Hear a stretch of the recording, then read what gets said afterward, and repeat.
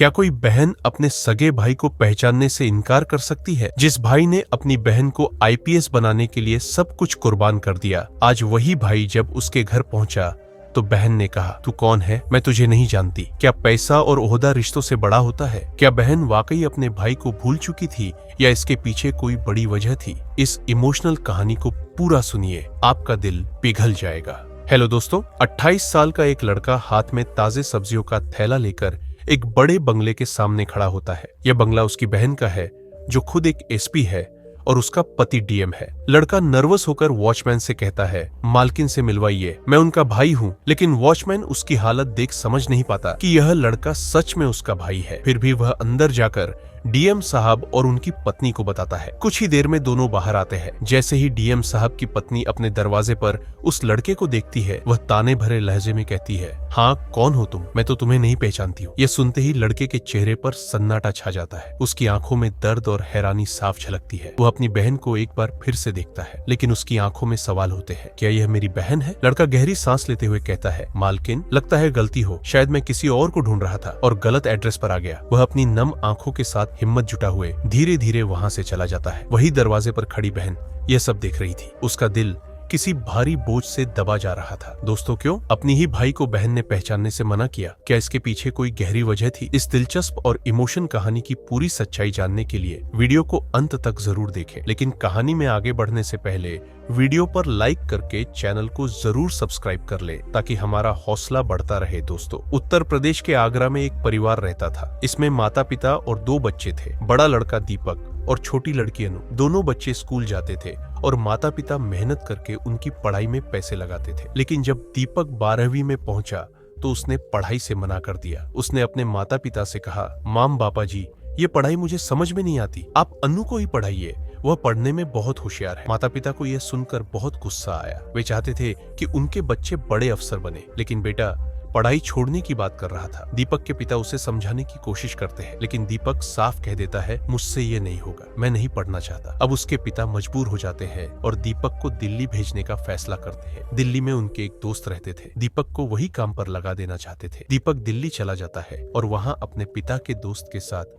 सब्जियों का काम शुरू कर देता है। लेकिन कुछ समय बाद दीपक को एक बुरी खबर मिलती है। उसके माता पिता का एक हादसे में निधन हो जाता है और उसकी बहन अनु अकेली रह जाती है। दीपक बहुत दुखी होता है, लेकिन फिर भी वह अपने घर लौटता है और माता पिता का अंतिम संस्कार करता है। अब दीपक और अनु अकेले रह गए थे। दीपक अपनी बहन की पढ़ाई को जारी रखने के लिए उसे दिल्ली ले आता है। वह अपनी बहन को अपने पिता के दोस्त के घर पर रखता है और खुद भी वही रहता है। धीरे धीरे दीपक सब्जियां बेचकर अपनी बहन की पढ़ाई जारी रखता है। कुछ समय बाद अनु की ग्रेजुएशन पूरी हो जाती है। अब अनु यूपीएससी की तैयारी करने की बात करती है। दीपक खर्चे के बारे में पूछता है तो अनु बताती है कि उसे हॉस्टल में रहकर पढ़ाई करनी होगी, जिससे खर्चा बढ़ जाएगा। अब दीपक अपने माता पिता के घर को गिरवी रख देता है ताकि अपनी बहन की पढ़ाई का खर्चा पूरा कर सके। वह अपनी बहन से कहता है, कोई चिंता की बात नहीं है, तुम पढ़ाई करो, मैं हूँ ना, सब कुछ ठीक कर दूंगा। अनु अपने भाई को गले लगाकर कहती है, भैया अगर आप नहीं होते तो मेरा क्या होता? ये सुनकर दीपक का दिल भर आता है, लेकिन वह अपनी बहन को उत्साहित करता है। अनु हॉस्टल में रहकर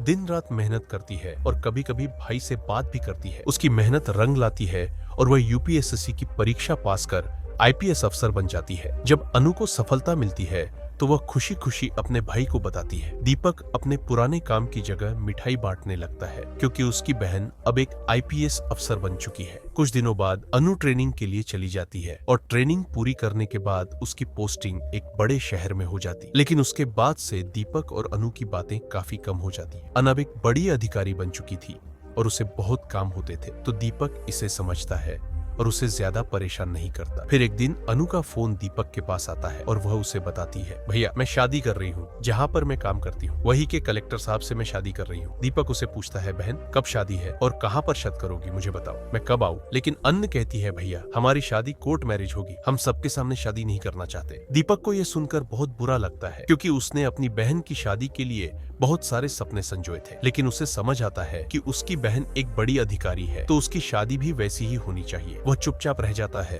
और अपनी बहन के फैसले का सम्मान करता है। समय बीतता और लगभग 2 साल हो जाते हैं। अन्न की दीपक से बातें बहुत कम हो जाती है। वह अक्सर बहाने बनाकर बात टाल देती है और जब दीपक अपने जीजा से बात करने को कहता है तो वह कहती है कि वे बिजी है, बाद में बात करवा देगी। दीपक को यह सुनकर बहुत बुरा लगता है, लेकिन वह सोचता है कि हो सकता है वह सच में बिजी हो। फिर कुछ दिन बाद दीपक को याद आता है कि उसकी बहन का बर्थडे आने वाला है। पिछले 3 सालों से उन्होंने अपना बर्थडे एक साथ नहीं मनाया था। दीपक इस बार अपनी बहन को सरप्राइज देना चाहता है। वह फोन नहीं करता क्योंकि पिछले साल जब उसने बर्थडे मनाने के लिए कहा था तो अनु ने मना कर दिया था। इस बार वह अपनी बहन से मिलने का तय करता है। वह अपने पुराने कपड़े पहनकर उस शहर के लिए निकल पड़ता है जहां उसकी बहन रहती है। रास्ते में वह सोचता है बहन को देखूंगा तो बहुत खुश होगी और मैं भी देखूंगा कि मेरे जीजा कैसे होंगे। वो शहर पहुंच जाता है और अपनी बहन के घर की तलाश करने लगता है। उसे पता था कि डीएम साहब का घर बड़ा और मशहूर होता है तो उसे ढूंढना आसान था। वह रिक्शा वाले से कहता है मुझे सबसे पहले मंडी ले चलो, मुझे वहाँ से कुछ ताज सब्जियां खरीदनी है। मंडी से ताज सब्जियां खरीदने के बाद दीपक फिर से रिक्शा लेकर डीएम साहब के घर पहुँचता है। जैसे ही वह गेट पर पहुँचता है वॉचमैन उससे पूछता है तुम कौन हो, तुम्हें किससे मिलना है? दीपक के चेहरे पर खुशी की चमक थी। वह चकते हुए कहता है क्या यह घर डीएम साहब का है? वॉचमैन कहता है हाँ ये डीएम साहब का घर है, लेकिन तुम बताओ तुम यहाँ क्या करने आए हो? क्या तुम सब्जी बेचने के लिए आए हो? दीपक हंसते हुए कहता है नहीं, मैं सब्जी बेचने के लिए नहीं आया, मैं अपनी बहन से मिलने आया हूँ। दीपक कहता दरअसल जो आपके डीएम साहब की पत्नी है मैं उनका भाई हूँ, आप उन्हें बुला दीजिए, मैं उनसे मिलना चाहता हूँ। यह सुनकर वॉचमैन उसे ऊपर नीचे देखकर चुपचाप सोचने लगता है। उसे यह यकीन नहीं होता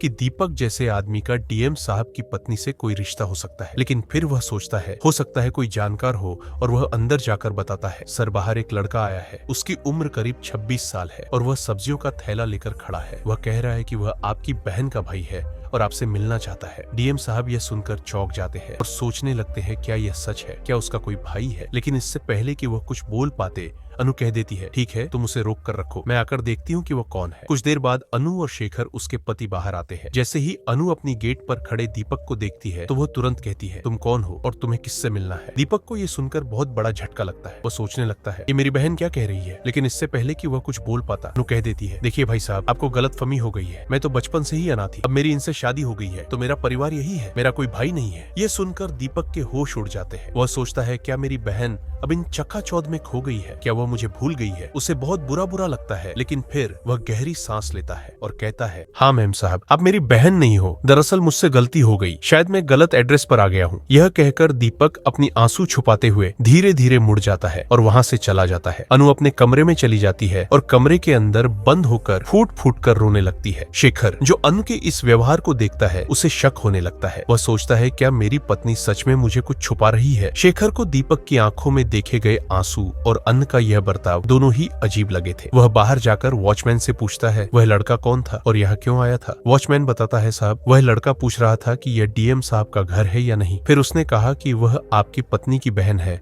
और उनसे मिलने आया है। यह सुनकर शेखर का शक और गहरा हो जाता है। वह सोचता है कुछ तो गड़बड़ है। शेखर अपनी पत्नी के कमरे के दरवाजे के बाहर खड़ा हो जाता है और कान लगाकर सुनता है। अंदर अनु के रोने की आवाज सुनकर उसे यकीन हो जाता है कि उसकी पत्नी उससे कुछ छुपा रही है। दोस्तों जब अनु और शेखर की पहली मुलाकात हुई थी तो अनु ने शेखर से यह नहीं बताया था कि उसका भाई सब्जी बेचता है। उसने शेखर से कह दिया था कि वह अनाथ है ताकि शेखर को यह ना पता चले कि उसके भाई की हालत कैसी है। खैर अपने भाई के जाने के बाद अनु अकेले कमरे में बंद होकर अभी भी फूट फूट कर रो रही थी और उसे महसूस हुआ कि उसने अपने भाई को बहुत दूर कर दिया है। तभी शेखर उसके पति ने उसकी आंसुओं को देखा और उसे समझाया कि अगर तुम कुछ छुपा रही हो तो खुलकर मुझे बता सकती हो। दोस्तों इसके बाद अन्न ने पूरी सच्चाई बताई कि वह सब्जी बेचने वाले परिवार से है और मुझे डर था कि आप जानकर क्या सोचेंगे। तभी शेखर ने उसे समझाया छोटा बड़ा कोई नहीं होता, इंसान इंसान होता है, तुमने गलती की है और अब अपने भाई को माफी मांगकर वापस बुलाओ। अनु ने फोन मिलाई लेकिन दीपक ने फोन नहीं उठाया। फिर शेखर ने उसे अपना फोन देते हुए कहा कि तुम मेरे नंबर से कॉल करो क्योंकि तुम्हारा भाई तुमसे नाराज होगा, इसलिए तुम्हारा कॉल नहीं उठा रहा है। फिर अनु ने डीएम साहब के फोन से कॉल की और जैसे ही दीपक ने फोन उठाया अनु ने रोते हुए माफी मांगी। दीपक ने कहा अगर तुम मुझे पहले बता देती तो मैं कभी तुम्हारी जिंदगी में नहीं आता, लेकिन मैं तुम्हारे बर्थडे पर मिलना चाहता था। अब मैं वापस नहीं आऊंगा पर तुम जब चाहो मुझे मिलने आ सकती हो। शेखर ने फिर फोन लेकर दीपक को कहा आप चिंता मत करो, आप वापस आ जाओ, आपकी बहन छोटी है, उसकी गलतियों को माफ करो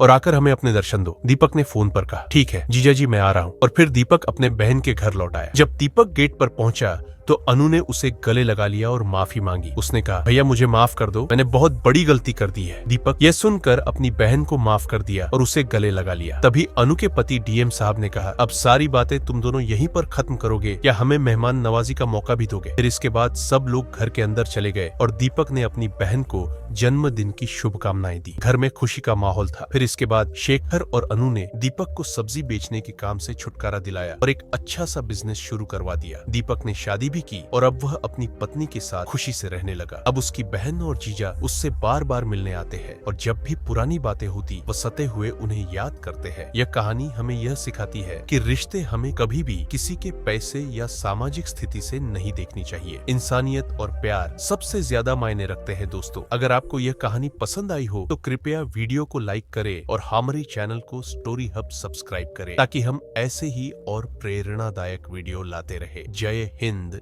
जय भारत।